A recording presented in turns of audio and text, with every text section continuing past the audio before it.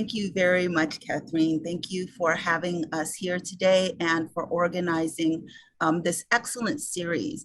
I'm really excited to be a part of this because I'm going to get to learn from our incredible panelists. We have an incredible group of panelists joining us from both local, not both, from all three, local, state, and federal levels.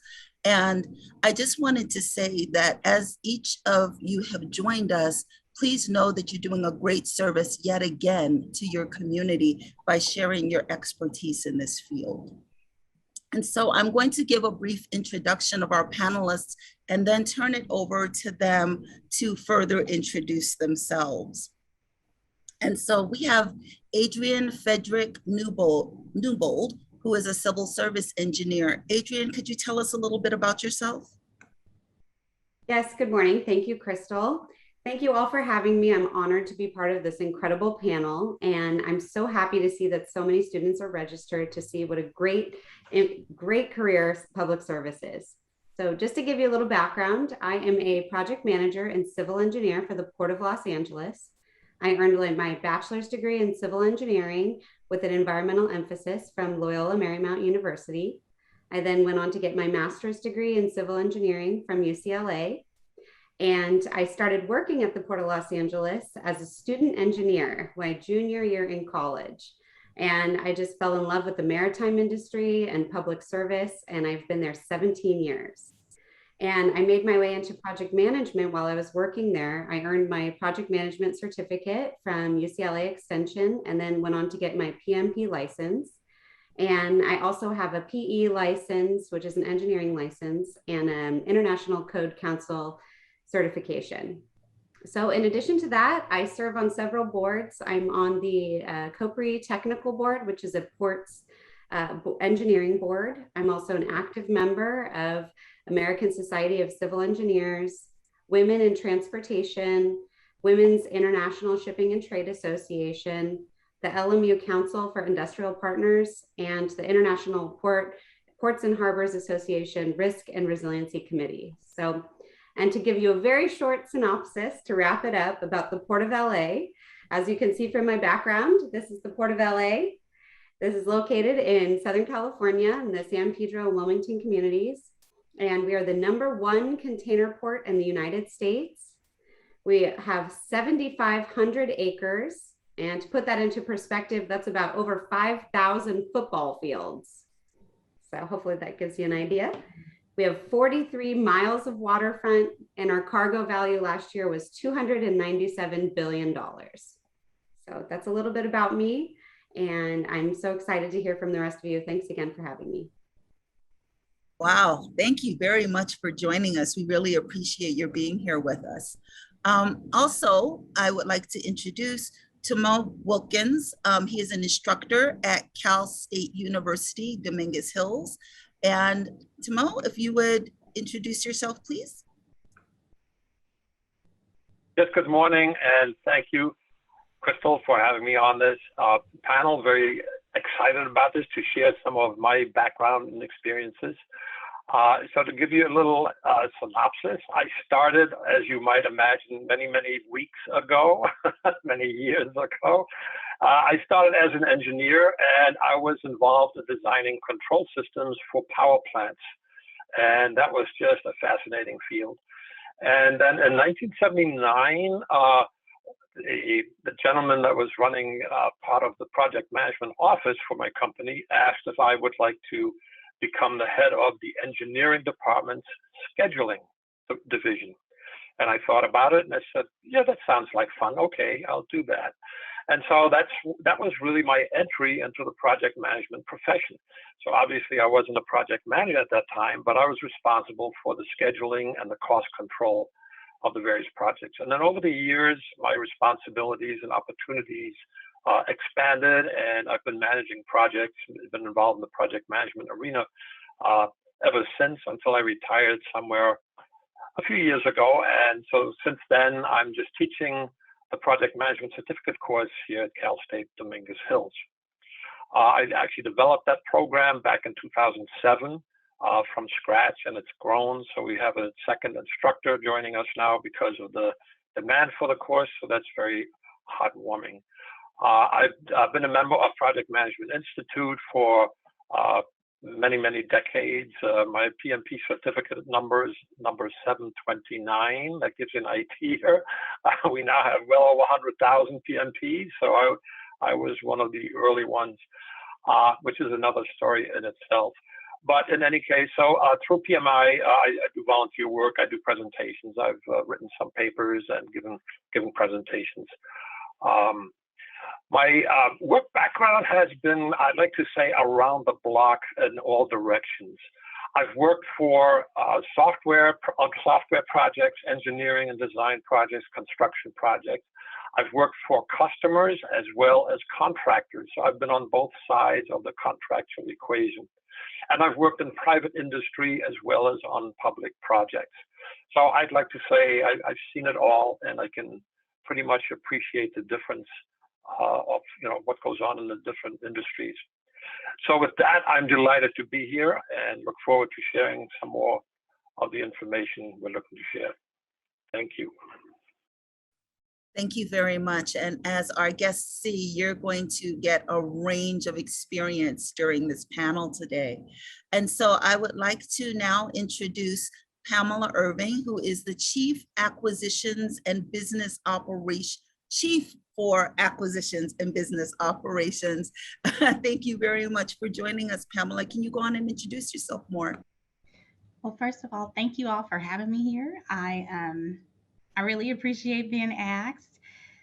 I started working in the public sector, actually.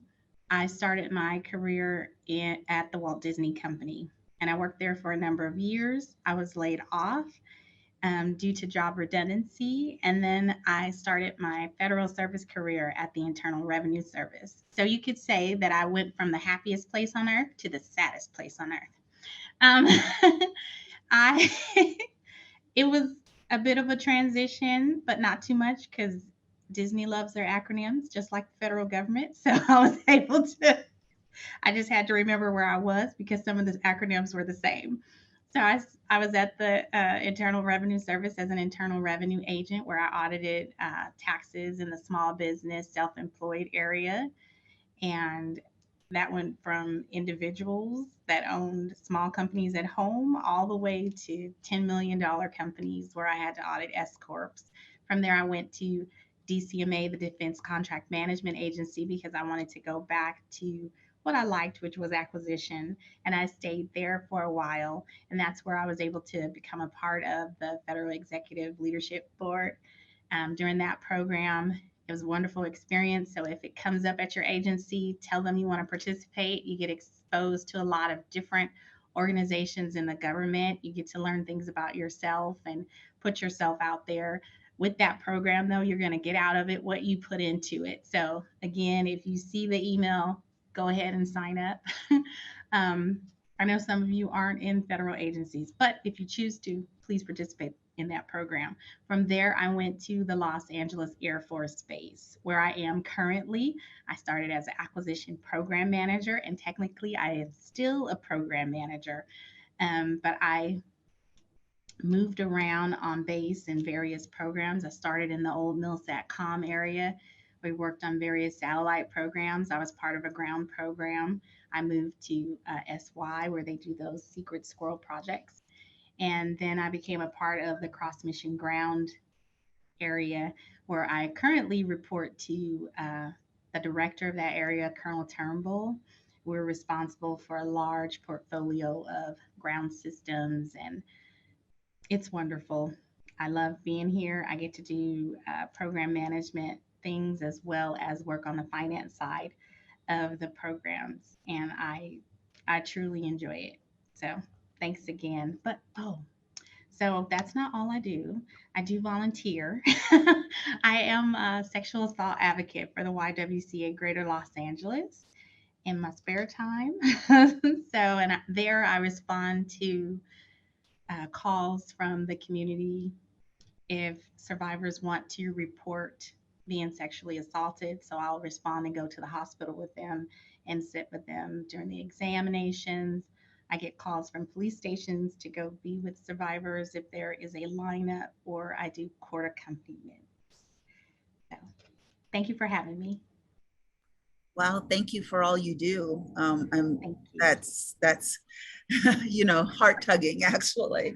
And I'd also like to introduce Brad Holt.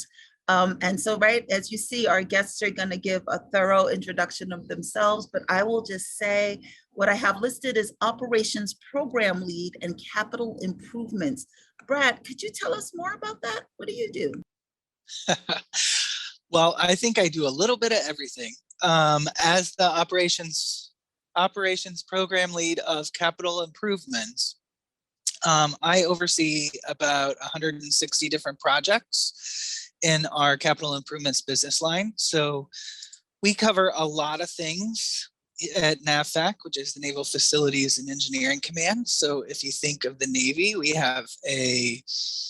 think of boats and ships out on the sea. The Navy also has airplanes, but in order to support those ships and airplanes, somebody has to be in charge of what's on the ground and what's ashore. So NAVFAC is responsible for all of the facilities on land. So we do airfield inspections, we do dry dock inspections, and decide what needs to be repaired and updated. So different ships and different submarines, anything can use those facilities. We also do a tall towers program, which provides communications to those submarines and ships. We work on explosive effects and consequences. So if you're going to build a laboratory where you're going to do some sort of experiments that could be explosive materials, we would help with designing your laboratory to make sure that if there were an accident, that it would, for lack of a better term, if there was an explosion, it would explode the correct way so that no one would get hurt. So all of that energy would go the direction that you want it to go and not where there may be people or other facilities around you. I think along those lines, we also do physical security technologies. So we call it the DoD Locks program. We do a lot of different locking facilities and the locks, not just for the Navy, but we also do it for embassies and around the world for the State Department. So anytime there could be a secure facility, we would help with the design and construction of that. So that's what I currently do. I think a little bit about my background. I began right out of college. I ended up getting a commission in the Air Force. So it was interesting listening to Pamela speak because we had a few little career overlaps there. While I was in the Air Force, I worked with the Air Force Research Laboratory. So I was able to sort of work in the R&D world there, and that was very interesting. There were a lot of, not just active duty military people there, but there were a lot of civilian civil service positions available there. Then I moved on to the Aeronautical Systems Center, which was the same thing, sort of research and development for aircraft development and fielding. Very civil service driven agency. During that time, I worked on my master's degree, and because of my public service, then the Air Force paid for me to complete my master's degree. So that's one of the big benefits of any type of service. Then I went and I didn't work in space, but I worked under Space Command. So I worked at the Space Development and Test Wing and worked with Multi-Mission Satellite Operations Center. Then I left the Air Force public service for a while. I worked in industry. I consulted for American Airlines for about 8 years. And I oversaw their repair and overhaul contracts with Honeywell and Chromalloy Power Systems. So I had a lot of experience in the private sector. After that, then I came back into public service as a civil servant with DCMA, which I noted Pamela had also worked for DCMA.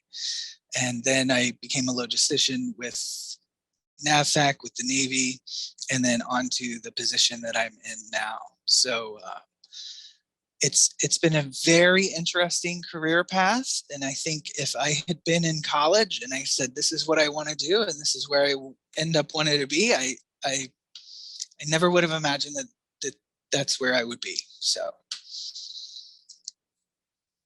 Thank you very, very much for that very thorough introduction. We really appreciate learning so much about all of your backgrounds. And now for Beverly Lifer. She is a field director and she's in our local kind of our Long Beach area. And she's in the Management Inspections Division. Can you tell us more about yourself, Beverly? Sure. I'm currently with, well, I shouldn't say currently. My whole career has been with Customs and Border Protection, formerly, or legacy, they like to say, U.S. Customs Service. And before I get into my whole career, I want to start with Adrian being a civil engineer. My father was a civil engineer with the Army Corps of Engineers. And he just lamented that I and math did not get along.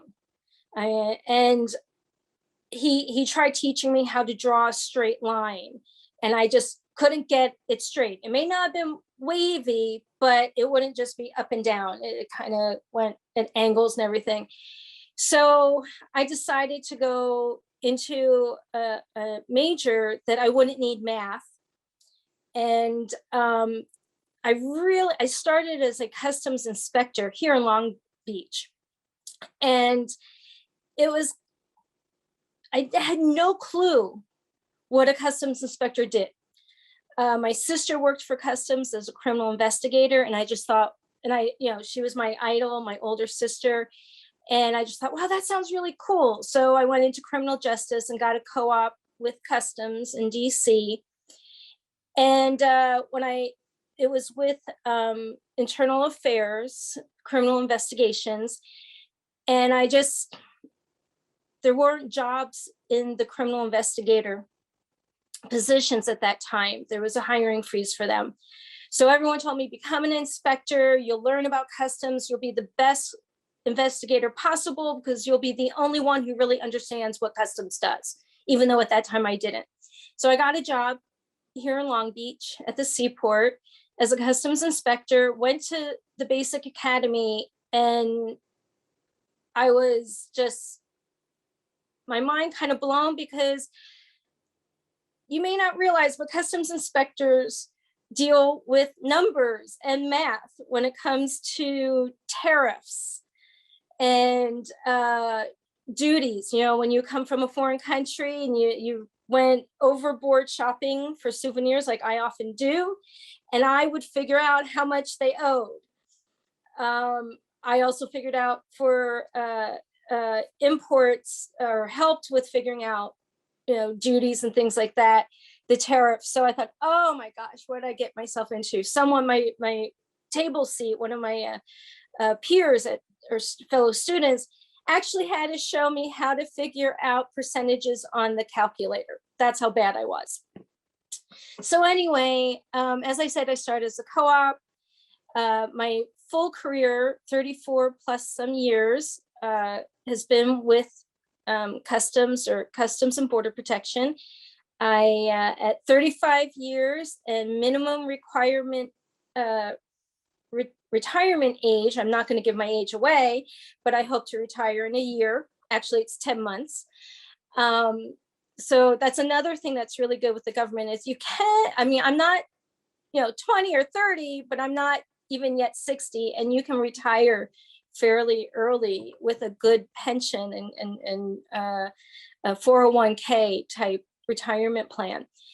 Anyway, my career path has been up and down voluntarily and purposely. That's the other thing I like about the government is you don't have to go in a straight upward ladder to get to a management position or to get to where you want to be.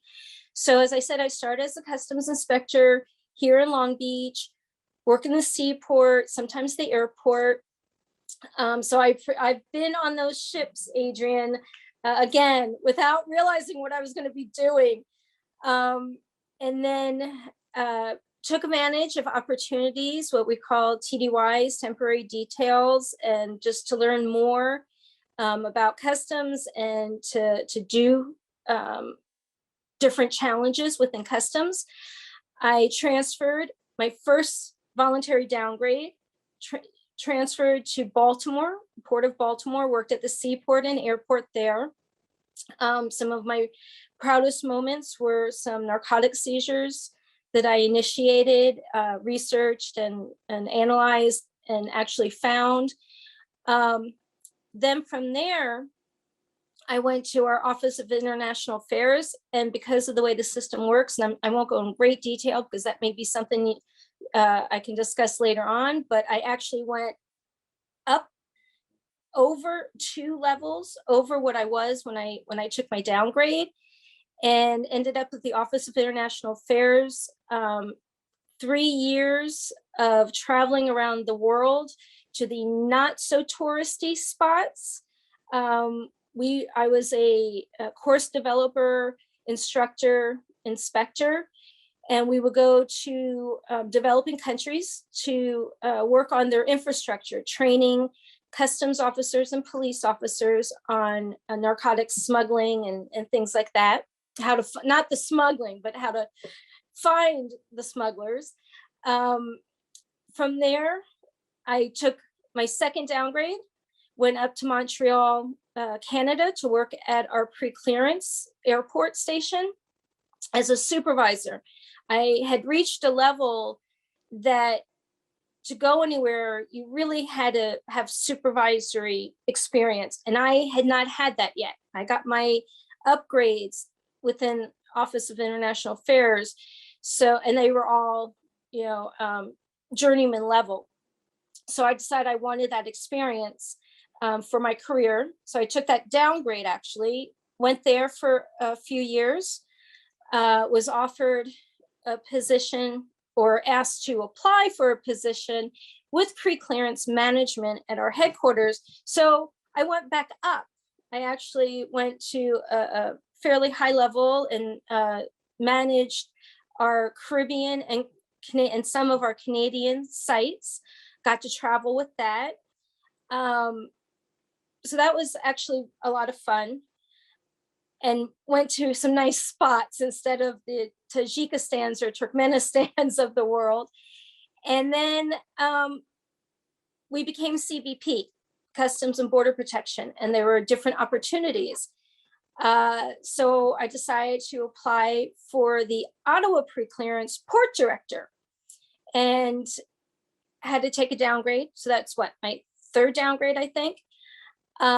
Enjoyed working with the airport, building out some things there at the airport. It was a small staff, just really enjoyed that. And I just love Canada and living there.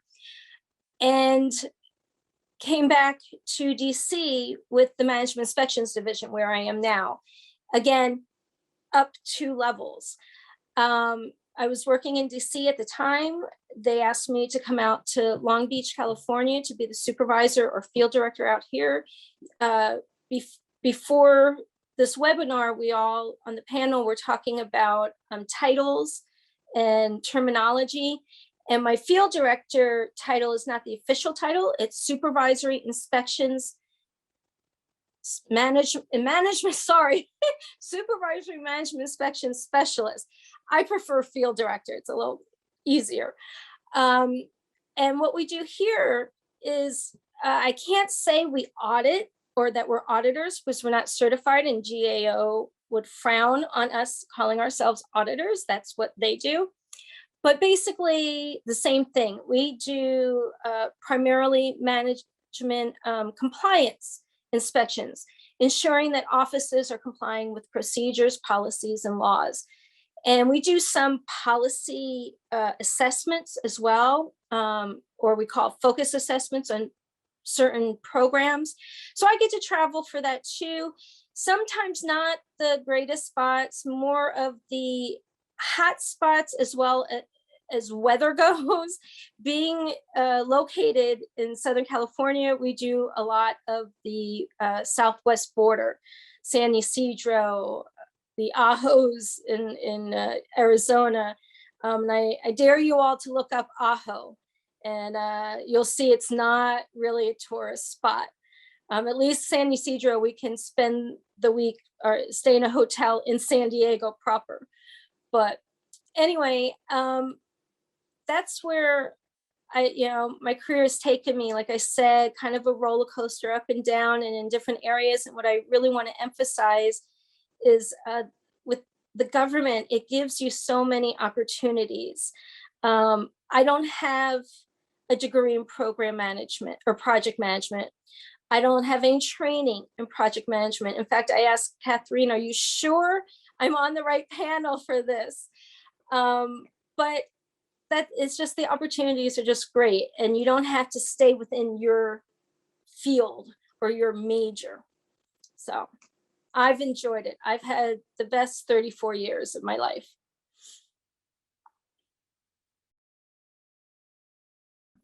Thank you for that, Beverly. Thank you very much. And just for the record, my actual job title is Workforce Program Designer. Nope, Workforce Integration Program Designer, right? So there's a lot of titles that lead you to the field of project management. But lest I be remiss, I want to also introduce my colleague, Dr. Tom Norman, who is joining us here today. Tom, you want to introduce yourself? Tell us a bit about you. Oh, just a bit. I've been teaching at Dominguez Hills management and human resource management courses for 15 years. And, had a background in industry before, working for Procter & Gamble, Wells Fargo, US Bank, and Sun Microsystems here in California. I'm glad to be a state employee now of 15 years. So thank you for the introduction. Thank all of you for attending.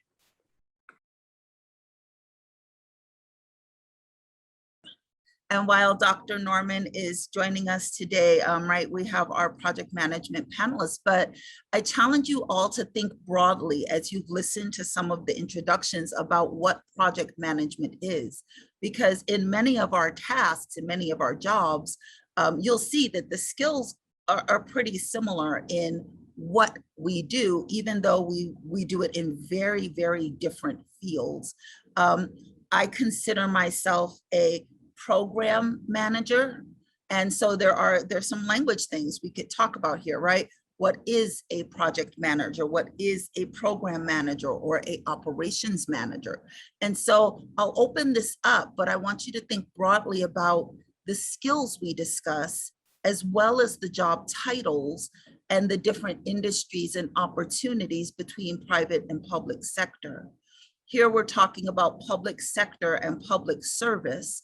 And there's a lot of gratification to knowing that you are a part of a structure that keeps a country or a nation or a city running.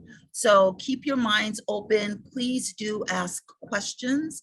Put your questions in the Q&A section so that we can keep track of them if you don't mind. And we'll answer them as we can. So for right now, I would like to pose a question to our group, and I'll be chiming in on some of these too, because even though I'm facilitating, I do work in managing projects. And so the first question I would like to ask our group, we've talked a little bit about your career paths, but what types of education or training do you feel prepared you to be successful? Anyone can feel free to open their mic. We don't have to go in order, and go on and chime in there. Good morning. This is Okay. We all want to talk. Go. Well, I'll just say quickly, because I just have a BA in what started as criminal justice, and at the American University where I graduated, my last year, they changed it to public administration, which I was quite upset by at first.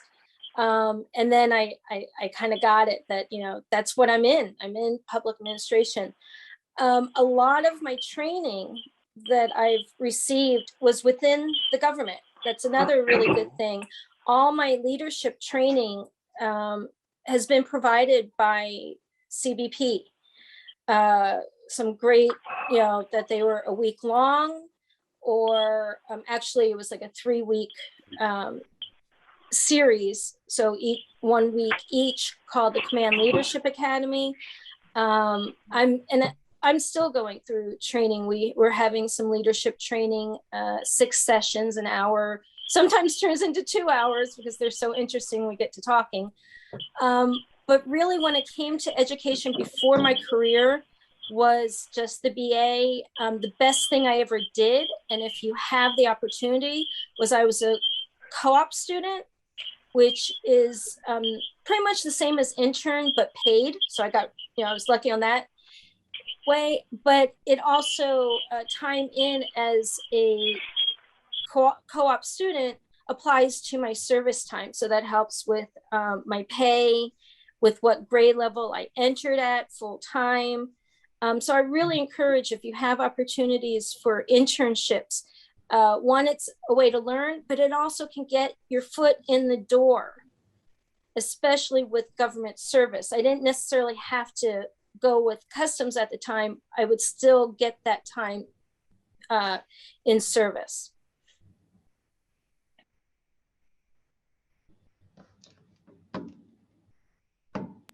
Okay, so I'll chime in there. I find that I didn't really take an education to pursue a particular career. There was no way that I thought that I would wind up in project management per se. I just happened to be, starting in high school, be going down the path of engineering, and I could relate to things. And so throughout my life, that's probably given me some challenges relating to people. I much more easily relate to things and objects. They don't resist, they don't talk back, they don't have issues. So my education really started on the engineering path, if you will. And then I was, as I mentioned in my intro, I was recruited to head up the scheduling department. And so the education then helped me, though, in ultimately managing projects, because the technical background gave me the vision, the ability to see and grasp things that projects typically revolve around. And so I did get my MBA at New York University a few years later. That helped with management skills and general business skills per se. But other than that, with regards to project management training and education per se, it kind of came by, on-the-job training, the seat of your pants, attending those seminars and lectures and reading and studying, being involved with the Project Management Institute. So a lot of the knowledge that I've gained on managing projects have kind of come certainly after my formal education throughout the course of my career. I'll echo that. My career path is very similar to Dr. Wilkins as with the engineering background, and it was a very natural progression, starting as a student engineer, learning that technical background and being part of a design team for major capital projects and designing container terminals and waterfront development. And then, as I grew, I had the opportunity to manage my own, major projects. So I was able to redevelop a $200 million container terminal. And that was my very first big project. And at the same time, I was going through my project management certificate. So that, I think, really helped as well in earning my PMP license. But looking back, it's really just the skills of teamwork, because I can think back in college, leading my senior design team. We had a project and it's all the same skills. It's planning, organizing, directing, coordinating, controlling. And really it's just being a leader and being part of a team. And so, just communication is always key. And I think that really helped. It's just a skill to develop that. And, being a part of a team can be anything in sports, and, you learn those skills and then you just apply them to life as you go on. So I think it's just a natural progression, and you can do it. For me, my background, my BA is in fashion merchandising, which has nothing to do with what I'm doing. As was echoed previously, you get a lot of on-the-job training, and you're able to look at some different career paths depending on where you are, and take courses and maybe even get details, because I know here at SMC, we also offer details in other areas as career broadening for you. And we have a career broadening program that you can participate in once you have a number of years under your belt for the career path that you're currently on. You can always do a career broadening program, and it may be here, it could be in a different state. And so that all of the opportunities are good if you just know where to look and ask questions and put yourself out there. So I started with the BA in fashion merchandising and went to the IRS, which some of the people that I audited thought was weird. But then when I let them know where my MBA was from, they felt more comfortable about it, because I went on to get my MBA from Pepperdine, and it's in finance and leadership. So working in those groups in my MBA program, along with the leadership programs that I participated on the job, and just grooming myself for positions and talking to mentors and talking to others in positions that I thought I was interested in, and learning what they did and getting advice from them, that helped me to get to where I am. I think I was just going to call your name, Brad. Go ahead. Oh, okay. No, that's fine. I was just going to mention, I think that a lot of the important education, I feel like I did a lot of those broad skills and a lot of foundational skills in my undergraduate work, which, as I understand, a lot of the folks online are just now completing. So don't discount that if you're not in a highly technical field, such as engineering or some sort of science related field. I have my degree was in business, but there I learned, a little bit of business law. I learned budgeting and accounting. I learned, I think one of the important skills that I use so much is communication. So learning to speak and to write and be able to communicate with everyone, to do those things, mentioned earlier, like coordinating, organizing, planning, and all that kind of stuff. You have to communicate with everyone in order to do that. One of the other things about being in public service is the opportunity for additional training. So I received a lot of specialized training with program management. Within the DoD, we have something called Defense Acquisition University. So I did the program management level 3 certification is where I'm at now, but that was several courses. I've also completed PMP training. So there are a lot of parallels, but within the Department of Defense, there are different types of funding, and we have some different legal regulations and so forth that we have to comply with. So one of the things about being in public service is that you receive lots and lots and lots of training for your career growth and to help you prepare for whatever your next position is, or that, position 5 years from now or something.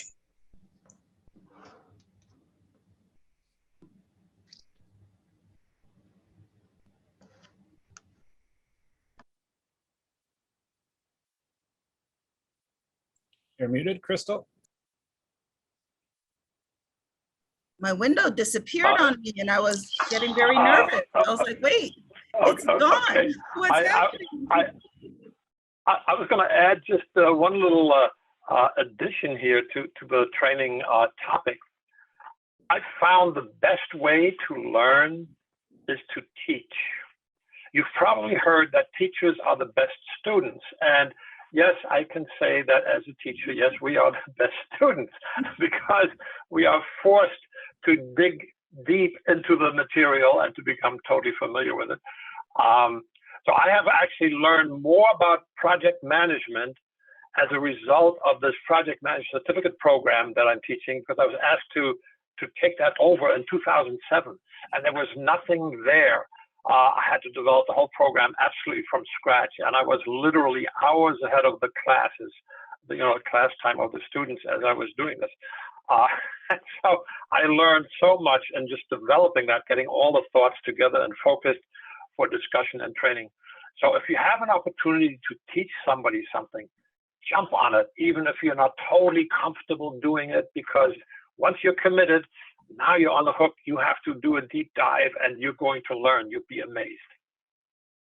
Thank you for sharing that. And so, so I've given our panelists a few questions, but they've been so thorough in their responses. They've really kind of addressed, their career path a little bit. But I also want to point out that they talked a lot about skills and very different academic journeys, right? So I heard criminal justice as a bachelor's degree. I heard fashion merchandising, right? I heard business. I missed a couple there, I think. What did I miss? Engineering. Engineering, there we go. Okay, and so my bachelor's degree is in rhetoric. What was that, Timo? No, I was going to say engineering, and then somebody already jumped in. So let's have all us engineers here. Yeah. My bachelor's degree is in rhetoric. Rhetoric is the influential aspects of speech patterns, and American studies. That's ethnic studies generally, right? I have to agree. It's really been about learning a job. So my career path, I want to share a little bit of how I got on this panel and why I'm here. My career path really started in higher education, and I have a degree in higher education with an emphasis in organizational behavior. And I kept thinking, you know, there are processes that would make these things work a lot better, right? There are things we can do and ways we can organize. And so in my graduate program, when I would encounter a problem, I would set about fixing it. So, right, I kind of got this project coordinator experience by fixing my own problems within my academic institution. So, oh, they didn't have this, I wanted to have it. I gathered all our stakeholders. I had a conversation. I said, what's our target, right? I aimed for what I wanted. And I didn't really, never had heard the words project management as a field. Never, right? Again, my degree is in language and communication primarily. And so as I kept encountering challenges in my graduate program, I kept approaching them like, okay, who cares about this as much as I do? Let's get everybody on board and let's fix it. Once I finished my coursework for my graduate program, I was offered a position where they had gotten a grant for $2.2 million. That was my first project. And they said, build a thing. And I was like, okay, I can build this program. Right? I know all the components from my education background. So the pathway to this career can be very different. Your degree doesn't actually stop you from gaining skills that will make you successful in this particular field. So as we're still on the topic of degrees, I'd like to ask about certifications. Yeah, Beverly, go ahead. Well, actually, it kind of goes into what you're about to say, but I just wanted to add something, you know, with what you were just saying. Yes, I started out criminal justice and got into the federal law enforcement. At the point where I applied for the job with MID, Management Inspections Division, the job was mostly about being a supervisor. But on the point of what Tamo said, and others as well, you know, about learning on the job, I didn't even know what an internal control was, which ends up being policy. I didn't realize that, but that's my job, is looking to see, do we have strong internal controls within the agency? And I didn't know what the Green Book, the GAO Green Book, which is standards. It's a written standards of internal controls, what they are, what they entail, what should be included to make strong internal controls. I had no clue. And yet I took this job. They hired me for some other skills that I have, and they taught me up. You know, I went to audit, even though I'm not an auditor, we went to we send everyone to a basic audit class. You know, things like that just were, you know, I was already 25 years in my career, and I'm learning whole new skills and a whole new program that I had, you know, no clue about. And all of a sudden, when I was learning about internal controls, I'm like, oh, that's a policy. I know what that is. I've been dealing with that. But the people we deal with who were inspecting, they too, because they haven't been taught what internal controls, so they too don't know. And yet I'm able to bring that to them, to the table, to let them know, hey, this is what you've been doing. That's an internal control. This is where you need to strengthen it. But I just wanted to point out, like you, I wasn't even trained in the area, or I shouldn't say trained, I wasn't educated in the area, but I was able to get the job because of the basic skills I have. And I was, as a manager, I was still learning. Thank you. Thank you very much. So let's talk about this language we're talking about, right? Certification and degrees. I know I have a change management background with my academics, but there's also the PMP. And so Adrian and Tamu in particular, right? Because I know he teaches and trains for that. And I see your certification on the end of your name. So Adrian, tell us a little bit about what that PMP means. So the PMP is a project management professional, and it's a certification that you can get in project management. And what helped me to earn it, so it's an exam that you take and you have to pass the exam, and then you have continuing education credits, but that you attend by public speaking, and you can also do technical training.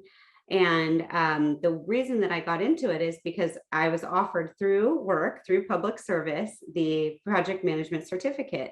And so that was, I feel so fortunate to have that as, a compliment to, my career. And it's really served me well. It gave me the background and the skills that I need to be able to manage major projects and lead the team. So I highly recommend it.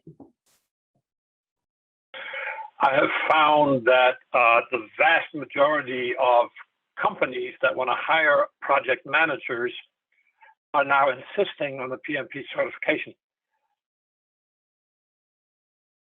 Excuse me a second.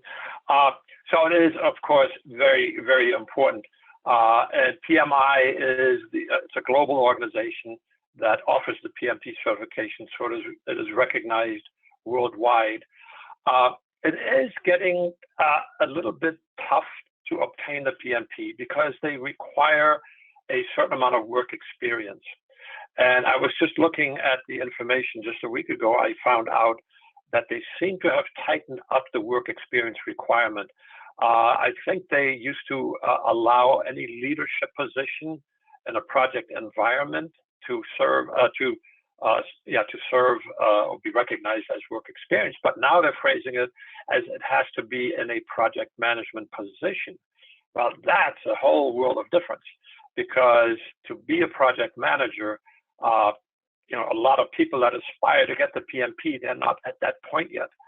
And so I haven't been able to unscramble that. It kind of surprised me because before that, you could sit for the PMP exam with any kind of project leadership kind of experience. But that certification is one, of course, and then PMI has others as well. They have the the program management and the portfolio management certifications. They have now agile certifications and business analyst certifications. All of them are somewhat related, and they would help. But the biggest one, the most important one, is the PMP. Now, they do offer a CAPM, which is a certified associate in project management certification that does not require any work experience, and it is sort of an like a mini PMP, if you will. And that, if you can get that, absolutely go for that, because that at least shows companies that you're on the right path. You're willing to go in that direction. Thank you very much.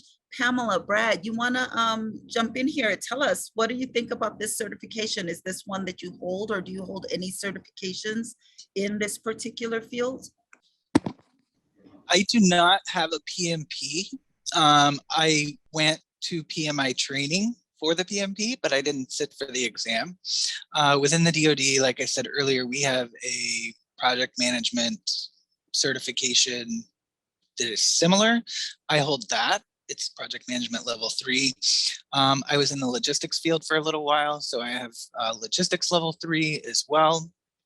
And then I have a production quality manufacturing level 2. One of the things that I do not have, but at my command, since we are a very engineering type of command, and I think Adrian or maybe Tamo mentioned it, but a lot of our engineers, in order to get promoted eventually, have to have a PE, so a professional engineering license. So that one is important within the area where I work. Thank you very much. Pamela? So where I am, I have a level 2 program management certification. Just I'm one class away from the level 3. So I'm trying to get into that now. I hold a level 2 in contracting, which is good to know because we work with those contracts and we need to be able to tell which contract type would be best for us to use for certain projects that we're working on or programs. Um, I didn't sit for the PMP exam, but I did take the course. It just didn't work out time wise for me to sit for the exam, but it is a certification that I do plan on getting. Thank you. Do public sector agencies help employees get those certifications, the PM different levels? Yes, within the Navy where I am, it was offered through the Navy. I took the course, and also they were paying for people to take the exams. So that is also a big benefit in public service. One of those things that you don't have to bear that cost yourself. So where I am, they do offer the class to sit for the PMP. They are working on setting up a program so that they can offer funding for the exam, but they do give you the course. And for me, the city of Los Angeles provided that training, the project management certificate. So that was very nice. This is one of those benefits. We're going to get to this conversation later, right? But when we talk about the benefits of working in the public sector, this type of upskilling can be a part of the job. Now, we're at a state institution at California State University, Dominguez Hills. And as you know, Tamo teaches the project management work. So I'm going to look forward to sitting in on one or two of those classes. You're most certainly welcome. And for the rest of the attendees, absolutely, if you're interested in pursuing a career in project management, go jump on the CSUDH website and search around for the Project Management Certificate Program. It describes in detail. It's starting up in the fall here in a couple of weeks. So if you're interested, this is a very good time to jump in there. And we have a lot of fun with the program. I always enjoy it. The pandemic has put a little bit of a damper on it because now I have to teach virtually, and it's just not the same as a live class. But we still have fun, and it's working. So, and one advantage of the virtual teaching is I've now got students from the East Coast joining the class. So that's pretty awesome. But it's a good program. And when I was revving up, so to speak, for my project management career, we didn't have any kind of training or classes. PMI was founded in 1969, right? And so I started in project management in 79. So we'd have all these trainings. Now we have these courses that are offered specifically for training. You definitely have to look into that if you want to go forward in this, and I highly recommend it. And so I want to read a comment from the question and answer area because I think it's pertinent as we kind of transition into our next topic. Brenda says, I work as a project analyst for a PM at the USC ITS department, and that's probably information technology folks, as an intern to log work experience hours. I found out that having your bachelor's affects the hours you even need to take the test. Does that sound right to you, Tamo? Yeah, yes, absolutely. And so I'm fairly familiar with that because I actually reviewed it again to see what PMI has done to it. They keep changing it. But to sit for the PMP exam, if you have a bachelor's degree, you require 4,500 hours of that so-called work experience within the last 10 years. If you do not have a bachelor's degree, then you require 7,500 hours of that experience. So that's the big difference. For the CAPM, you do not require any work experience. And there we would add the benefit of education will save you 3,000 hours. All right. And so again, right, I don't have a PMP. I am interested in getting one, and I will ultimately probably have one because I've been kind of doing this work for several years now. However, I want to get back to this conversation of the skills. Timo? Oh, no, I was going to say, Crystal, I'll be looking for you. Oh, I'll be there. I'll be there. So no, I want to kind of get back to this skill conversation, right? So I'm going to share my screen. Can we all turn off our mics for a moment? I'm going to share my screen right now because I want to show you something that we've alluded to in the conversation. And I want to just kind of make it real clear. So our panelists, what you're looking at right now is some market analyst research. This is specific to the job title project coordination, but it is one of the job titles that we typically find for project managers, project coordination, operations management, things of that nature. And so as I show you this set of skills, these are what are called the hard skills or the more technical skills. But I want to point out that our panelists spoke more to teamwork, planning, organization, coordination, communication, right? And so these are skills that right now you're developing, right? All of the skills that you heard our guests speak about, and they've also alluded to how important these skills are. But I want to remind you also that we have some technical skills that fall under this. And so in particular, project coordination and project management are kind of vague terms, but they involve teamwork, planning, organization, coordinating, and communicating. Those are some of the skills that fall under project coordination. And so what do you think, panelists? Looking at these skills as professional project managers or operations folks, what do you think? Do these look about accurate? From my perspective, they do. Excuse me. You know, these are, as you say, the technical skills that will get you through, because these are the things that managing projects get involved in, okay? You need to get the work done. You need to get it done within the budget. You need to get it done within the time frame, the schedule, and so on. And you're going to be interacting with suppliers if you outsource anything. So the procurement arena is a big, big item. I've never been really much involved in auditing, quite frankly, occasionally, but not to a great extent. And then requests for proposals, yeah, that's part of the procurement arena to work with bidders to make sure you get the right kinds of bids. Accounting ties into budgeting and cost tracking. That's a biggie. And I would elevate that up, right up there with budgeting, but you know, this is, I'm not sure where the data came from, whether that's a poll or whatever.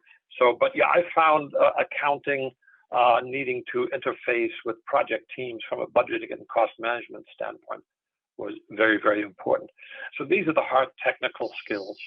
Okay. Yeah, my apologies. I should have told you where the data came from. This is market analyst research, and the information we're looking at is data mining from our partner, which is MZ. They do economic modeling. And what you're looking at is the dark blue is the frequency in job posting. So how often employers have posted using these words for this job, right? Project coordination, etc. On the light blue side, you see how often workers, meaning the LinkedIn profiles, people resumes, use that language in their profiles. So this is kind of well, the skills associated with workforce profiles representing what project coordination looks like in our specific 6 counties that SCAG covers. And so I wanted to ask Pamela, what do you think about this, right? And so we have different experiences. Does this hold true in your field? Yes, it does. I think it's pretty, oh, I'm sorry, go ahead. I'm sorry, I thought she called me. Sorry, Tammy. No, go ahead. Actually, I did call you Pamela. Go on. Okay, with my area, yes, these are pretty prevalent. What they didn't include was communication skills because we have to do a lot of writing, we do a lot of briefing, we need to be able to talk to people no matter what level of the company or organization they're in and be able to defend what we're doing and talk about why we did it. The budgeting and finance and accounting, yes, that is good. You need to be able to understand some of those principles, but with DoD, they have a different way of how they look at their accounting and budgeting stuff. And again, a lot of the classes on at the DAU assist you, as well as just working on a program long enough, you'll get the experience to understand some of those things. And finances, understanding the finance and budget for your program is very important. So thank you. Thank you. Brad, how does this gel with your experience in your field? Very closely. So, one of my master's was in accounting. My undergrad was in business and management. So I think I go back to Pamela. She mentioned communication. So in order to accomplish program management, which is planning and organizing, you have to communicate with a lot of people to figure out what's going on. Same thing with budgeting. So you can get, the cost of each piece of your project that you're building. And then, of course, same thing with scheduling. You need to know how much time does Crystal need to perform this task? How much time does Tamo need to do that task? How long is it going to take our supplier to get us, the parts or production that we need? So there's always just tons of communication that goes on. So I really very much agree with that. And then I think earlier Adrian mentioned something about leadership in general. So bringing all those things together, brings in a lot of the leadership type of skills. Thank you. Beverly, tell us, same thing. How does this gel with your experience? How do these skills line up? Well, for me, not so much. Just because we have offices and people who do the budgeting. I mean, I have to present a budget, or I get presented a budget and then have to try to stick to that. And that's basically our travel budget, because we do, up until these last 2 years, travel to conduct our reviews or inspections. Procurement, I go to someone when we need some supplies. I don't have a purchase card, a credit card, government credit card to buy these things.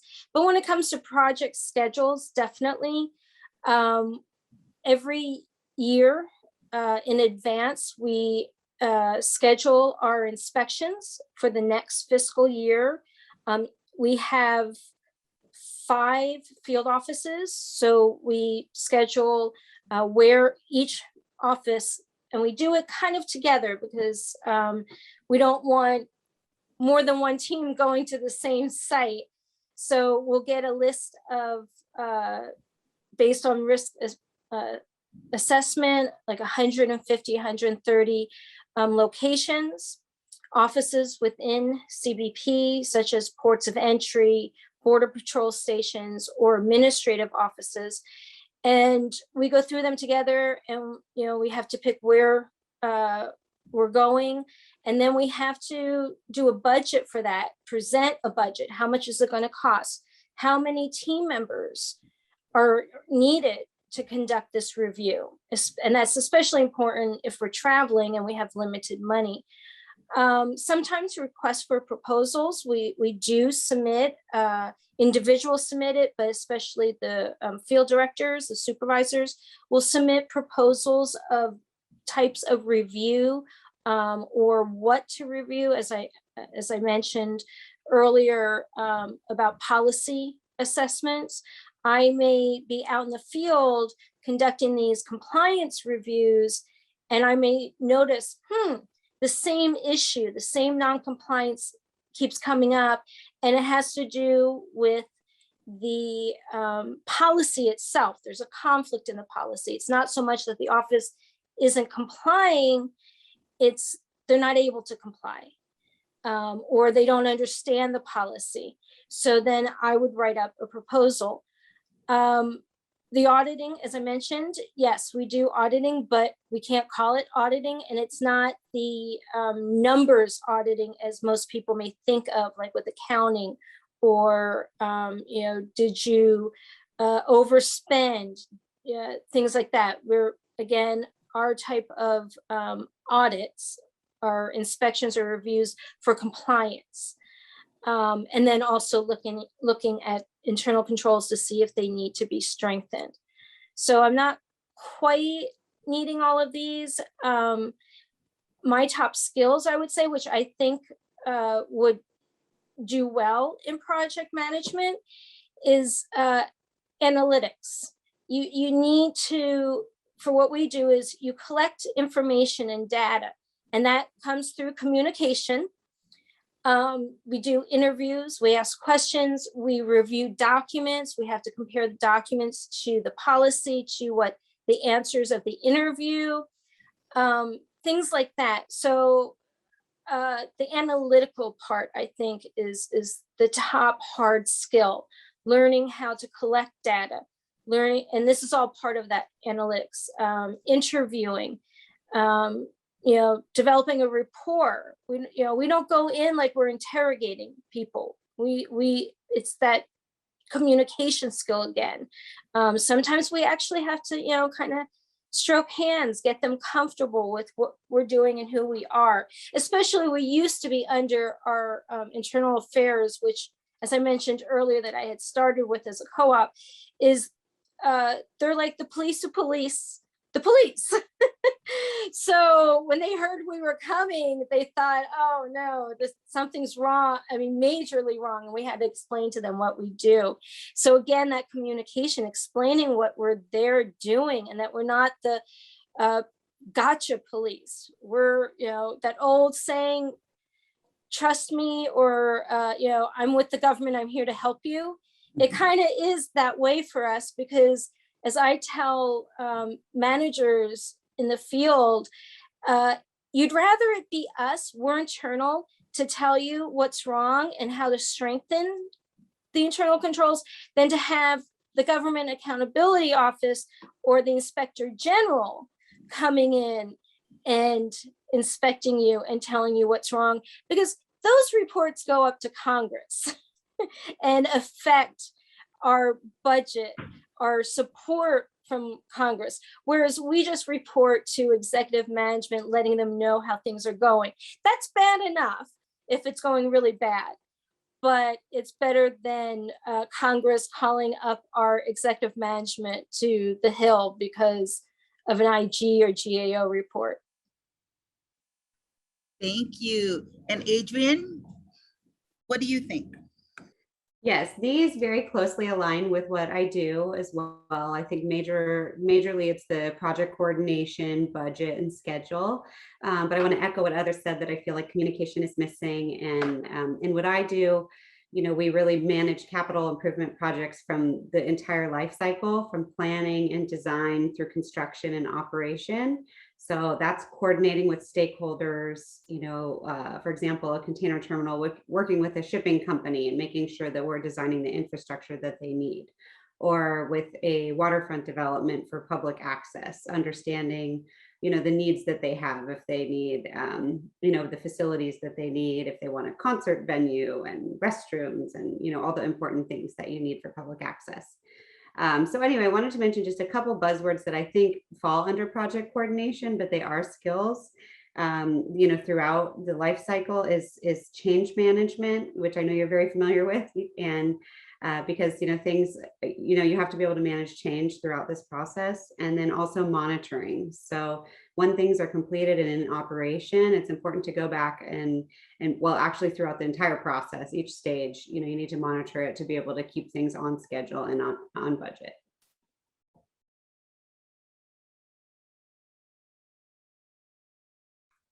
thank you all very much for helping us think through what some of these hard skills or technical skills, as we say, look like. And, you know, we've mentioned a few times the more common skills, as they are called. And so I'm going to go on and bring those up just right to kind of honor the conversation, because they are absolutely there. And I also want to encourage our students, right? So these are the skills you're working on. Now, this particular report is an analytics report, right, Beverly? Analytics is very important in what I do in particular, right? I gather data. I'm looking at what skills we need in particular fields. How do we develop our students to get the skills they need to be proficient in these areas? And a lot of times our students think, you know, why am I here? And, you know, it's because management, communications, coordinating, planning, operations, leadership, presentations, y'all. These are the things that we do on a daily basis for most of us who consider ourselves in operations or managing projects. These are the skills you're already building and you should be looking for. If anyone would like to comment on these common skills, as they're called, please feel free. I find it interesting on the dark blue side, leadership is halfway down the list. And yet on the light blue side, it jumps up to the second most important one, if you look at the size of the bars. And PMI is now also addressing a lot of discussions about managing versus leading, okay? And they're saying it's not so important to be a manager, you need to be a leader. And so that can raise some interesting discussions. Well, what's the difference between management and leadership? Okay, and leadership is absolutely vital. And so when I teach that to my students, I ask them, what's the most important thing for a leader to have? And, you know, to keep it short over here, the answer really is a vision. The leader needs to have a vision for the team to recognize and to buy into. And then with all the rest of these soft skills, to my way of thinking, the three most important ones are really delegation, empathy, and being able to listen. Okay. Delegation is probably one of the most difficult things for a project manager, certainly a new project manager, to come to grips with. I mean, I have found it so often in my career where a technical expert deserves a promotion, but he's at the top of the technical ladder. So let's make him or her a project manager, because that appears to be a step up, and they jump into that and they know the technology absolutely top notch. Now, the problem is they need to let go. And that is so difficult. When I introduce project management, I ask the students, so what is a manager supposed to do? And again, after lengthy discussion, I say, no, a project manager is supposed to do nothing. Okay, you need to let go. You're not supposed to do anything. You're supposed to lead. You're supposed to empower your team. You're supposed to guide the team. But if you get into the doing, the production of what your project is all about, you are not a manager. You're just an ordinary team member worker anymore. But that is so very hard to be a good manager. You need to be able to delegate. Okay, and you need to have empathy. You need to have empathy. Just a quick little note. Years ago, one of my team members came to me and he said, you know, I've been trying to get to the doctor, and for several months now, I keep making a doctor's appointment, but because of the job pressures, I keep having to postpone it. I've got another doctor's appointment scheduled on Monday, but this thing is due. What should I do? What should I do? And I said, are you crazy? Maybe I didn't say it literally, but effectively, that's what I said. The most important thing around here is your health, okay? The project will get over it. Stuff happens all the time. We can handle it. Keep that doctor's appointment. So, you know, I think what I was doing there was showing empathy for their personal needs, personal lives. That is so important. Don't treat your team members as a tool or as an asset. Okay. Thank you. They are what makes your project. Yeah, thank you very much for that, Beverly. Go ahead. And I saw you laughing, Brad. I wanna get your take on that. Go ahead, Beverly. Well, I just wanted to say, I mentioned quite a number of these, maybe not the exact words, but I just wanted to point out, if you're not a PMP, so you have to be certified. So you probably learn a lot of the hard technical skills. You have to learn the hard technical skills, but don't cut yourself short. If you're, again, I had asked Catherine, are you sure I'm on the right panel for this? And it's these common skills. Everyone has mentioned communications, whether it's written or oral. Like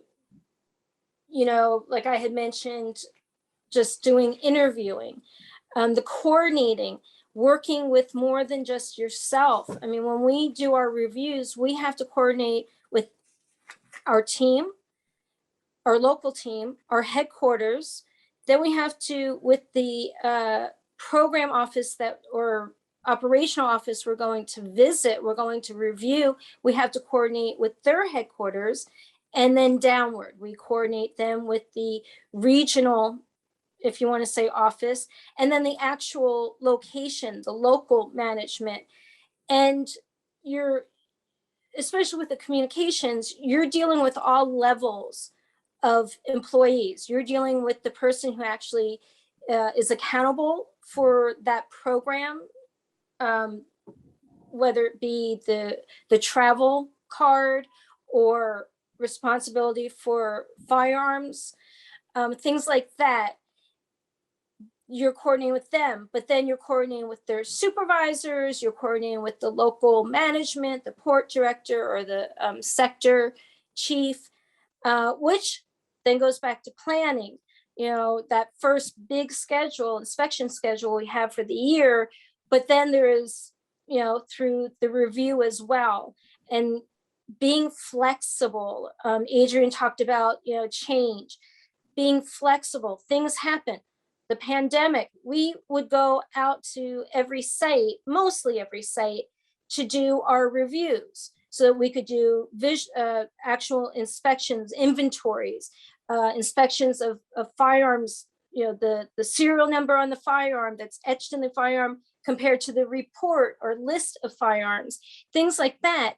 We had to adapt. I wrote up a whole process. I had to find out what type of inventories we do, what inspections we do, their actual physical inventories and inspections, and look at our technology that CBP has. And not every site has the same technology. That is a downfall of the government, I'll say. Some people have government iPhones, other people have government Samsung phones. So we couldn't use FaceTime as a way to do visual inspections, but we had to come up with a whole plan on how to flip what we do to remote inspections and still complete a full inspection, not let areas fall through the cracks because we didn't have a way to inspect them. But I also had to coordinate with the program owners and the policy owners on that. And then presentations, it's not just, having a PowerPoint. It's how do you present things? Is it going to be a PowerPoint? Is it a report? Is it a formal report? Things like that. And for us, the research, you have to know the policy, you have to research the policy, you have to collect data, collect documents, whether we do it ourselves, the team does it ourselves, or we have to communicate to the site exactly what we want. And we have found, that constantly needs tweaking, because talk about terminology again, it's not always the same. Even within an agency, it may not quite be all the same. Mostly it is, but you have different regions of the country. So to me, the top common skills for any type of job, but especially for what I do, or if you're not a certified program manager, these are what are important for me and what I look at when I hire. I look for these skills in resumes and in interviews. Thank you. We are going to come to you in a moment. Adrian, Brad, did you have something you wanted to add? I saw that laugh when Tamu said, you're supposed to do nothing. What do you think about that? Yeah, I thought that was really funny because from when I look at my job description or I look at what my duties should be, it is almost like, you know, a project manager should do nothing or the program manager should do nothing. And in a perfect world, that would be true, but really a lot of it is troubleshooting and coordinating, you know, when the schedule goes haywire, something doesn't happen correctly, and then you're working with the project manager to say, okay, do we need to re-baseline? How do we need to fix the schedule? We need to talk to, you know, who's going to be impacted by this schedule change and other things like that. So yeah, I was laughing like that, but man, that's what I should be doing is nothing, but it's busy. I'm not ever doing, I'm not ever not busy. There you go. Well, when you do nothing, you certainly are very, very busy because your day is still filled. Excuse me, just one brief moment. My mouse battery died. Would you believe it? I need to run out of the room to get new batteries. I can't move my cursor. I can't mute myself. I can't do anything. I'll be right back. Look forward to you rejoining us. Adrian, your hand was up. I just wanted to add one or two quick things. Dr. Wilkins talked about empathy, and I think, just in my experience, being a good leader, you need to lead by example, and in order to have your team follow you. And I think a couple skills on that is obviously communication we've talked about, but also dedication and hard work. You know, if they see you working, they're going to work too, and they're going to deliver for you. And also, having a high sense of integrity and making sure your authentic self. People respond to that, and people want to help you and get the job done for you. So just wanted to mention those. Thank you. Pamela, anything to say about these common skills here? They need to put on there being resourceful because you have to, and being flexible, because you have to be able to be flexible. Like Brad mentioned, if something happens, you have to figure out what you're going to do, what thing you're going to give up on, and what you're going to pursue now. You need to know what to do and how to handle those situations. And it just depends. And I know that some of my stuff is kind of vague. It's just because of what the things that I work on. I can't really say. But you have to be flexible. Another thing is you have to be able to have crucial and critical conversations.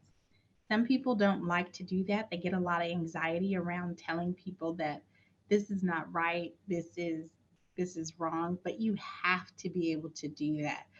One of the jobs that I have or tasks that I have in my current role is I have to have a lot of those conversations. But if you can say it in a positive and convincing manner and get them to understand what's going on, it's a lot easier. Not having angst or anxiety about what you have to cover with them and just talk about it, it's easier. And so thank you all very much. And I'm looking at the time, and our time is getting away from us. And this has just been so interesting hearing about all these experiences. We have a couple of questions that are pending, and they kind of align a little bit. So one of our guests is asking if we're on LinkedIn. So if anybody would like to share their LinkedIn information, we'll go on and collect it. You can either drop it in the chat space, or we'll go on and collect it from you, and we can share it with the community. And also mentoring and internships. Do any of you mentor, or do you have maybe some suggestions for how someone could maybe intern in this type of space or area, field? I have actually been part of the Project Management Institute Los Angeles chapter's mentoring program. So I was a mentor, and I had a couple of mentees, who had certain challenges on the job and so on. So we talked about that. We met initially every week, and then every several weeks after that for a little bit. So yeah, the mentoring can be helpful. I found it rewarding because I could see, you know, what challenges other people had, and I was happy to be able to help and hopefully help and guide them into some direction. So you can certainly look out for that. And one of the benefits of Project Management Institute PMI membership is you get those opportunities. So something to consider. And I've got my mouse cursor back. I had a panic attack. Why is my cursor not moving? So I'm back. Thank you. Hopefully, if we can get a link or if you can share with us that mentoring program information, we will make sure that it goes out in the follow-up email, folks. And so, Brad, what do you think? Do you have any mentoring experience, or how would somebody get experience in this field, particularly an internship? So within NAVFAC, we do usually have some summer hires. They do tend to focus on the engineering or science field. So either civil engineering is very common, or we employ a lot of scientists. So if you're, you know, biology or chemistry major or something along those lines. We also do sort of more of the general other areas. So if, you know, your background is in business, or if your background is in, you know, another liberal arts type of degree, we do have some summer internships in logistics and some other fields. I think so there are some opportunities out there. I think they come out in the early springtime. So one of the links that I forwarded to you was the usajobs.gov website. So around the springtime, if you're looking in January, February, March, you might see those summer announcements come out. There was also an employment flyer that I sent, and I believe you're going to share later. And I'm not sure that's from our human resources department. I'm not sure if that information is on there, but they do exist, and they do exist across the federal government, not just with the Navy. So anywhere that you're looking to go, or anything that interests you, there's so many different federal agencies. You could do that. Thank you very much, Pamela. Sorry, at the Space and Missiles Missions, SMC, it's easier to say. Space and Missile Systems Center in LA, Los Angeles Air Force Base. We do have various intern programs. We have a PAC program, which allows the student to continue to go to school and work here. We also have, like Brad mentioned, summer internships. We have developmental programs as well. So if you've graduated already, we have developmental positions in various career fields, and those are all found on USA Jobs. I didn't get a chance to contact my TM, my talent manager director, to get her information to share. So I will get that to Dr. Rawls and Ms. Catherine so that we can get that info to you if you are interested. Thank you. Thank you for sharing that information with us. Brad, use your hand up. Yes, I just had a little bit of information to add. So for recent college graduates, we do have something, we call it an internship, but it's usually a 3 to 4 year period. And when they're done with that, then they are hired full time. So we call it internship, but they start out usually at the GS7 grade, and then within a year they get promoted to the 9, and then promoted to the 11, and they top out at a GS12. So during that period, they are kind of in a learning phase. So I think Dr. Tamo talked about that catch-22 of getting a PMP certification, but you have to have so many hours of project management experience. And they say, well, you're not going to get project management experience because you don't have a PMP. So we do have those type of programs for recent college graduates. It's not really like the summer part-time internship, it's a full-time position. And when you've completed the 3 to 4 years, then you're in sort of what they call a full performance position. So.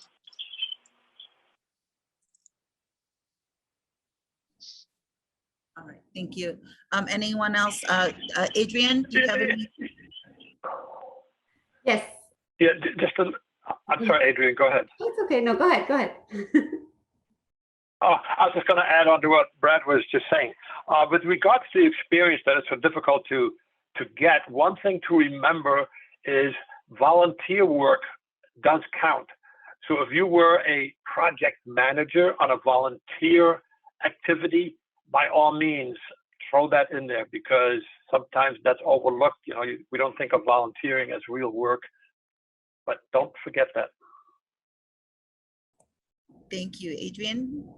Yes, so through the City of Los Angeles, we do have a student engineer program. And so our applications are going to be due in December, and that's through our Human Resources Division.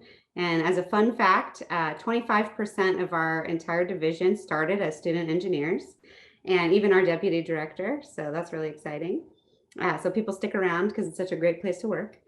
And then for seniors, the City of Los Angeles will come do on-campus interviews in fall and spring. So, you know, if you'll be graduating, that's really good to do your interview there. And what happens is you get on a list, and then once there is a opportunity, then they'll choose from that list. So anyway, that's a great thing to do. And then just in general, I am a member of Women in Transportation, and they have a mentorship program every year, which is really great. I've done it a few years. And so that's Women in Transportation, WTSLA.org. And then just in general, get involved in clubs and organizations through your campus and attend networking events, and you know, just know your worth and be confident, and hopefully you can get that internship. So if I may, Yes. Adrian just mentioned a professional association, and there is the federally employed women's organization, FEW.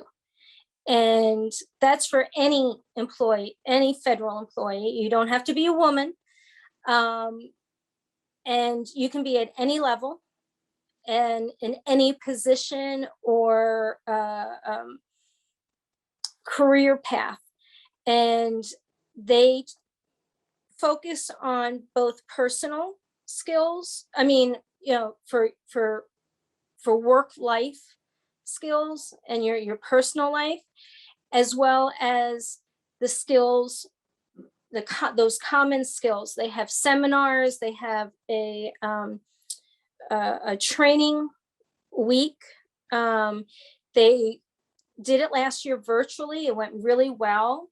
I think they went back to doing in person, but a combo. So once you get into the federal government, I highly recommend even these general professional organizations. Your agency may or may not pay for it. You can submit request. It's considered training. And going back to the training information, I have never, well, I shouldn't say never.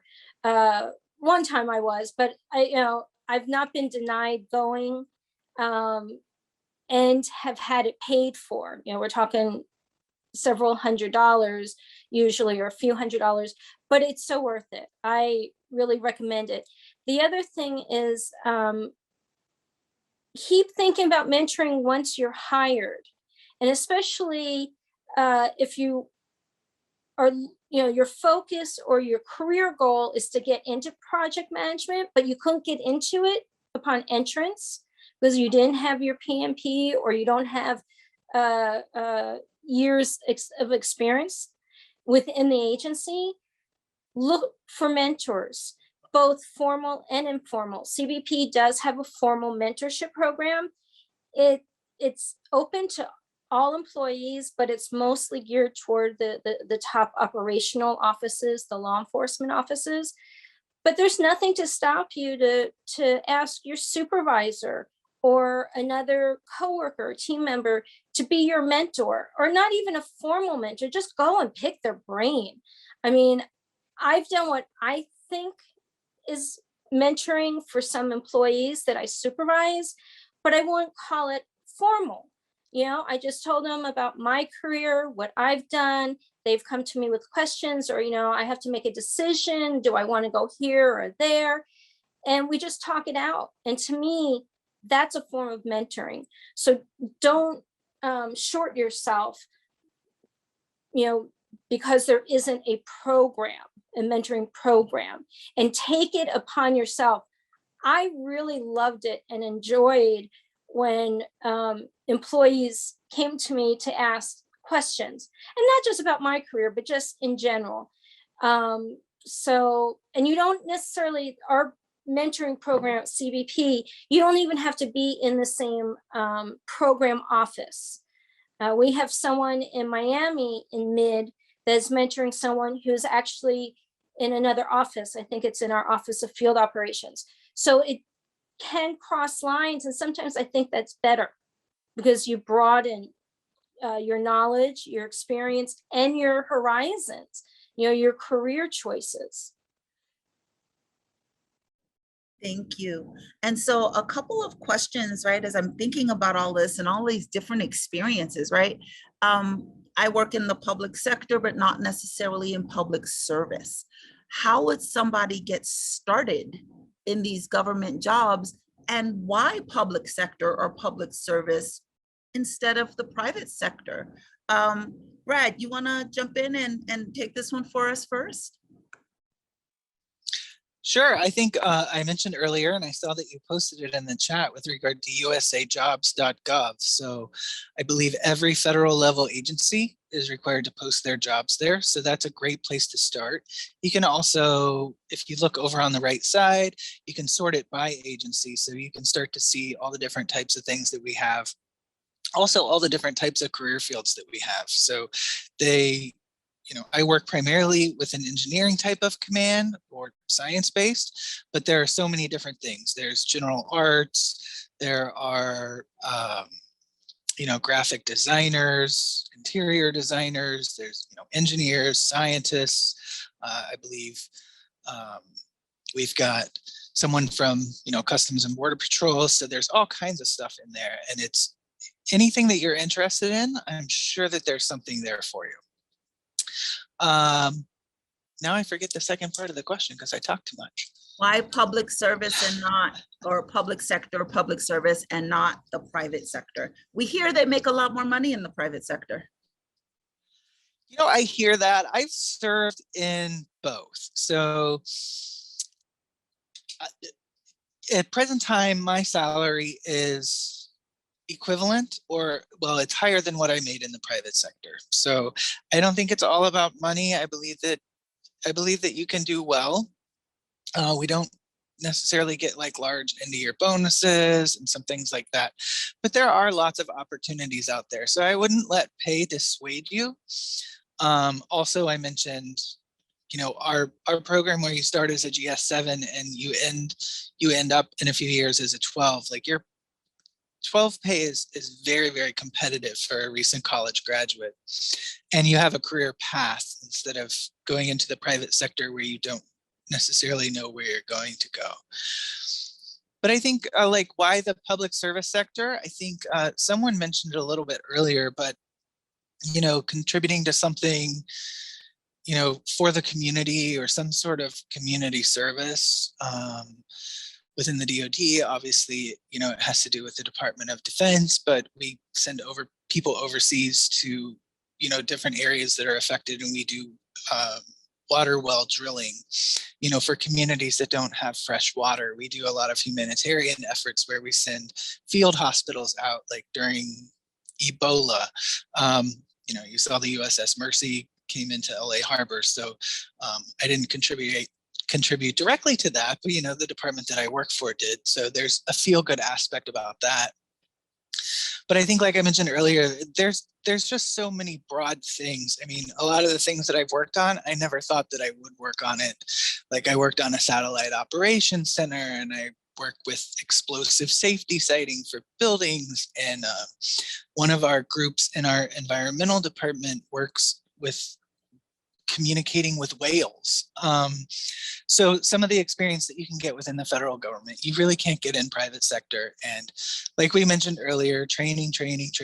There's so many opportunities for training. And I believe that the public service really develops you.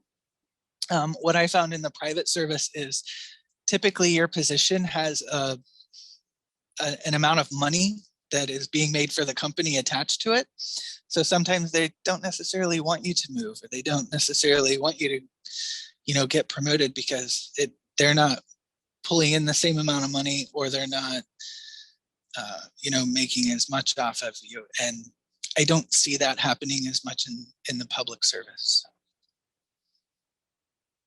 Thank you. You know, I'm going to ask Adrian to jump in now because you're at the more local level, right? Many of our panelists are at the federal level. And so, of course, Timo and I are at the state level, but what do you think, right? Why public service first? And how do we start in your field? How do we get in there? How do you get in the door?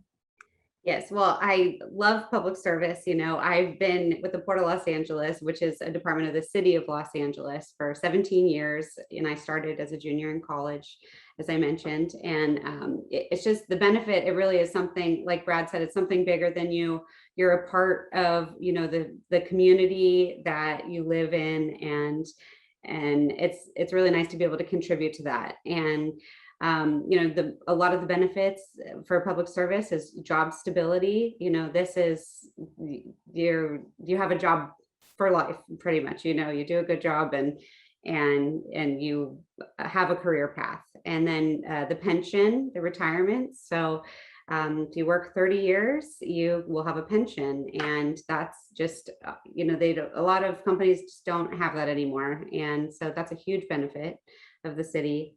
And then also the work-life balance. We haven't really mentioned that, but it's, you know, I have 3 small children. I have 5-year-old twins and a newborn, and I'm able to still manage, you know, major capital improvement projects and be really busy and work hard during the day, but also I'm able to enjoy my family and, you know, attend soccer games and things like that. So that's really important. And the value that they place on family, you know, particularly where I work. And so that's really great. And then again, the training, like Brad said, just, you know, they want to retain their staff. So they really make sure that you are trained well.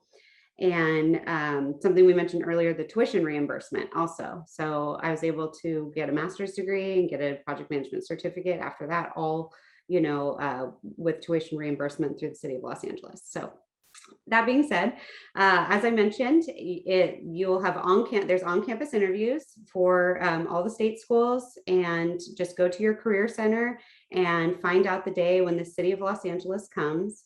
So obviously there's several city departments, and the harbor department is one. But if it's another department, Department of Water and Power or the airport, it all goes to the same list. So just go to the City of Los Angeles Human Resources website, and then also your own career center, and figure out when they're coming to your campus and interview, and just get on that list. And it's a citywide list. So any opportunity that opens up in the city of Los Angeles, then you would be on that list and be eligible to promote to that position. So yes, Thank you very much. Timo, do you want to talk to us a little bit about the state level? How would somebody get involved at the state level?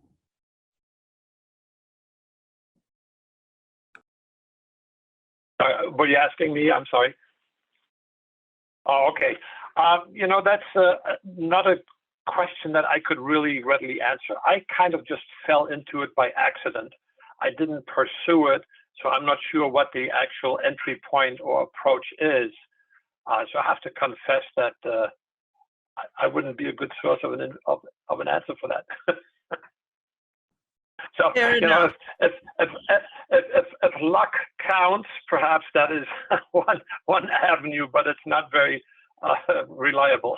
Well, in a way it is, because some of us did fall into the field, right? We pursued one thing and it led us to these skills, and it led us to the field. And, you know, we can call that fortuitous, maybe not luck, but fortuitous, because I really enjoy my field, even though I started with a whole different mindset. Yeah, I mean, it is, as you say, you know, it's been totally rewarding. I have not been an instructor formally ever in my life until I started this particular program. And so it's been just a total joy. I really love it. And I'm just glad to be a part of it. Thank you. I see your hand there, Brad, but if you give me a second, Pamela, how did you, wait, I almost lost my own question. Why public sector and not private sector? There you go. So for me, I was laid off. So I was like, why not? I did work public sector and it was fine, but like Brad mentioned, sometimes you're too good at your job, so they don't want to let you go. And so they may not give you a good recommendation when the people come asking about you.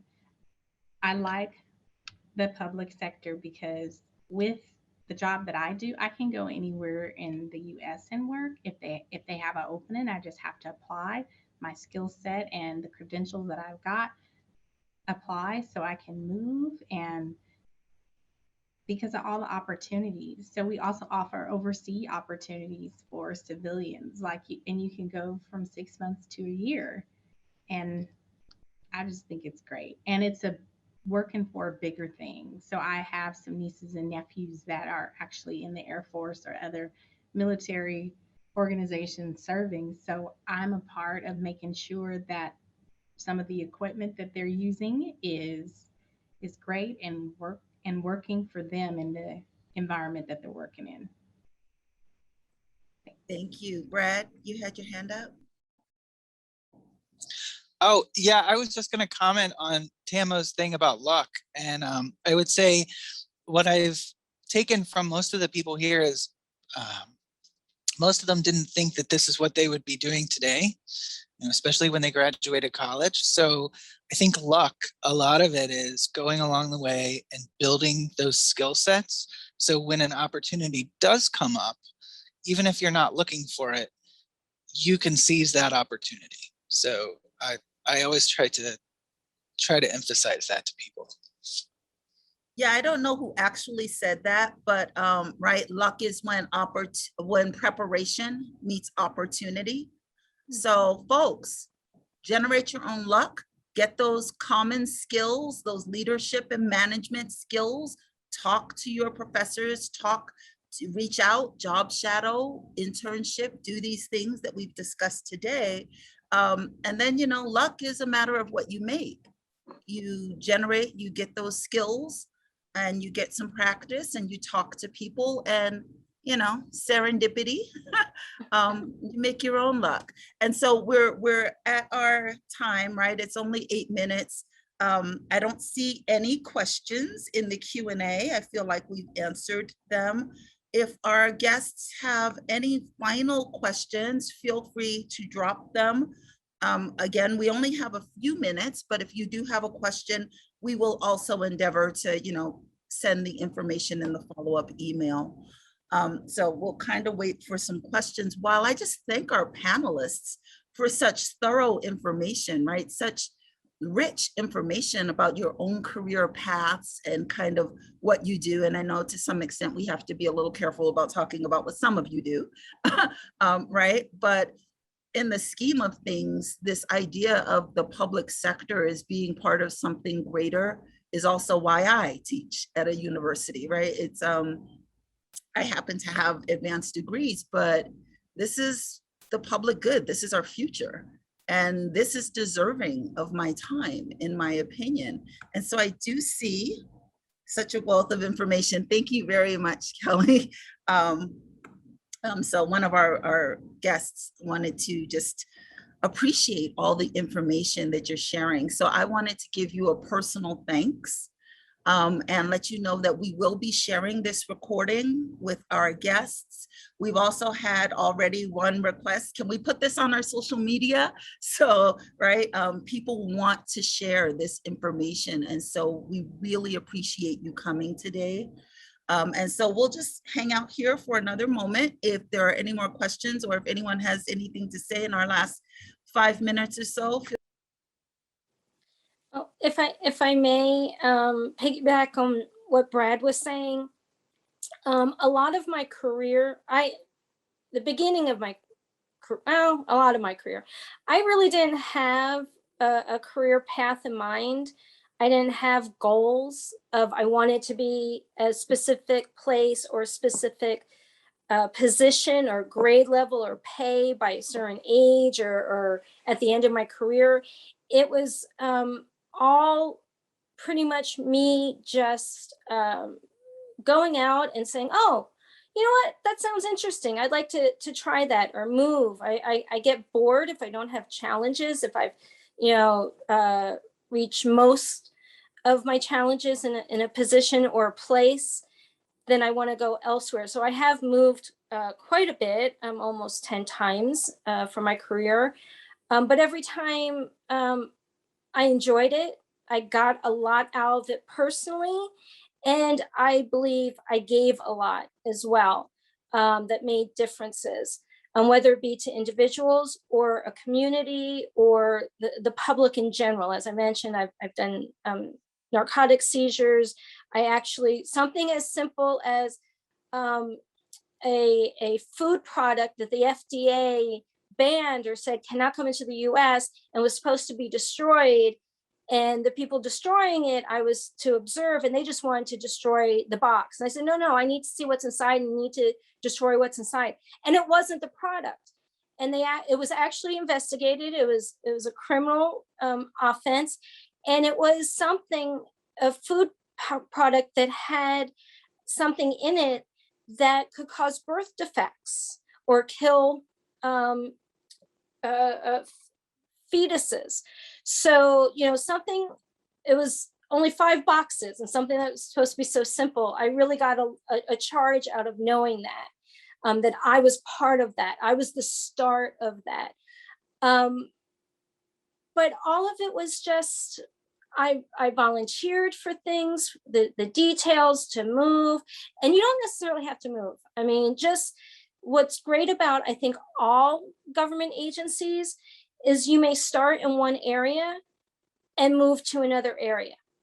Because again, going back to those common skills, I mean, I wanted to travel internationally. I applied for that international instructor, course developer position, thinking there's no way I'm going to get it. I don't know anyone. I'm not a teacher or instructor. I've never been trained as one, but I did things that, they were looking for. Or I took opportunities to do some training other people. I took train the trainer, and it may just been on some simple things. It wasn't big picture, and it may have just been locally, but they said, oh, look at all these things she's been able to present as a trainer. And so just take the opportunities. And I keep saying this, don't sell yourself short. Sorry, didn't mean to go on.